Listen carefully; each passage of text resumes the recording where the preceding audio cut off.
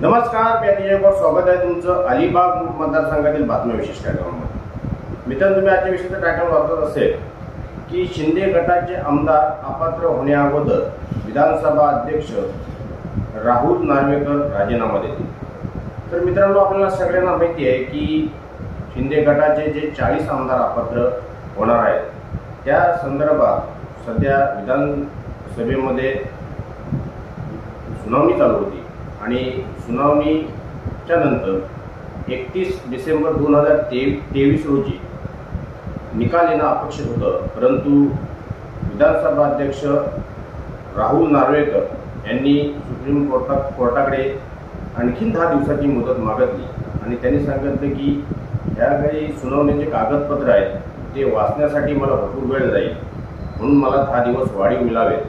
आणि त्या दृष्टिकोनातून मित्रांनो, आपल्याला चांगल्या पद्धतीने माहिती आहे आज 3 जानेवारी 2024 आहे आणि 7 दिवसानंतर शिंदे गटाचे आमदार अपात्र होतील की नाही या संदर्भात सगळ्यांना उत्सुकता लागून राहिलेली आहे। या संदर्भात मित्रांनो, सगळीकडे आता बातम्या फिरत आहेत की विधानसभेचे अध्यक्ष राहुल नार्वेकर हे त्यांचा निकाल देण्याच्या अगोदर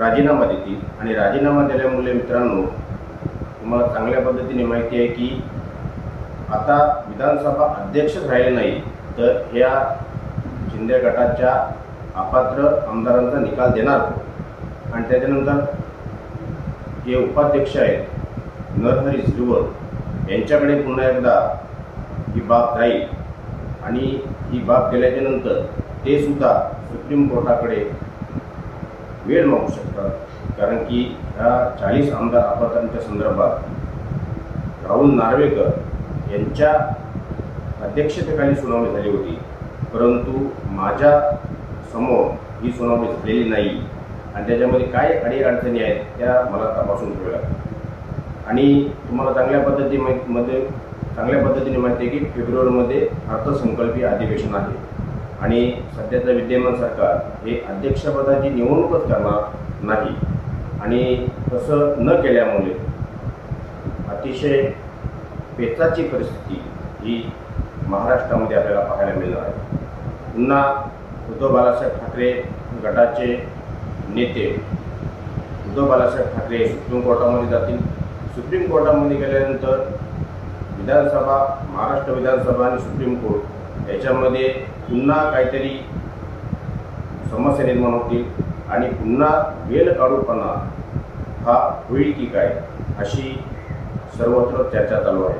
मित्रांनो, एका यूट्यूब चॅनलवर मी व्हिडिओ बघितला आणि त्या संदर्भात मला थोडीशी याबद्दल तुम्हाला माहिती द्यावी असं वाटलं, कारण का रायगडमधील कर्जतचे आमदार महेंद्र थोरवे, अलिबागचे आमदार महेंद्र दळवी आणि महाडचे आमदार रशीद गोगावळे हे रायगडमध्ये 3 शिंदे गटाचे आमदार आहेत आणि या 3 आमदार अपात्र होतील की नाही हे जे उद्धव बाळासाहेब ठाकरे गटाचे शिवसैनिक आहेत, नेते आहेत, त्यांच्यामध्ये उत्सुकता लागून राहिलेली आहे।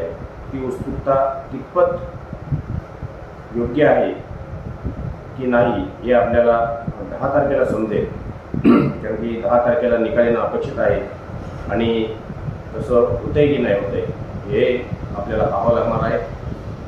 फेब्रुवारीच्या शेवटच्या हप्त्यामध्ये लोकसभेच्या आचारसंहिता लागू शकतात, त्याच्यामुळे मित्रांनो लोकसभेची निवडणूक सुद्धा जवळ आहे आणि सध्या शिंदे गटाचे 40 आमदार अपात्र करणं हे भारतीय जनता पार्टीला अजिबात चांगलं जाणार नाही।